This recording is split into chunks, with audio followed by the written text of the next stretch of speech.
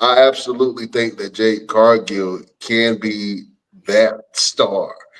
Uh, the next Bianca Belair, the next Charlotte Flair. I think that she could be that star in WWE. But she's going to have to prove a lot of people wrong. My issue with all of this is there was nothing to follow up with it on Monday. Mm. It was just like it happened, and Bianca's okay now. Like Bianca showed no type of, hey, what's happening with my friend? Is she okay? This, that, and third. How am I going to be able to fix this? Like it was nothing. Even after the match, y'all, granted, you won.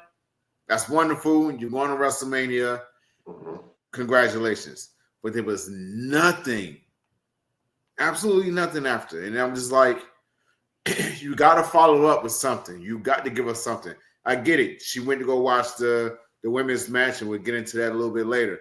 But it needed to be something to where her mind was focused on Naomi and Jade. And again, if they do this, and they do Bianca versus Jade, it's going to be a situation where there's a rift between the three of them.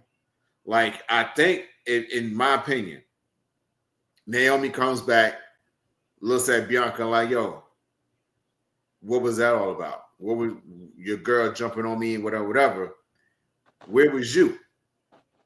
Well, she was in the pod. I get it. But after she got the pod, she went into the match, and I get it. You still got to win the match and everything else. But you stood on the ropes. You pointed to the WrestleMania sign, which is overdone to me. I think pointing at the WrestleMania sign is way overdone.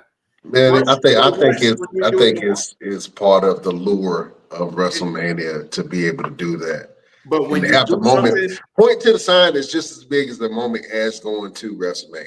but when you have a moment when Jade comes into the ring, to the elimination chamber, and Molly Wops your homegirl, I think thinking about that sign is the last thing I'm going to do. And WWE should let her have that moment where she don't even acknowledge the sign. Boom, 1, 2, 3. I won. I'm out. I'm going to go check on my girl. Point at the sign later. Point at the sign after the women's match just past Monday. Point then. Let people know, hey, it's going to be me and you. We're going to do this right here and there. But in that moment, they should have stuck. They should have kept her mind on Naomi, to my opinion. Okay.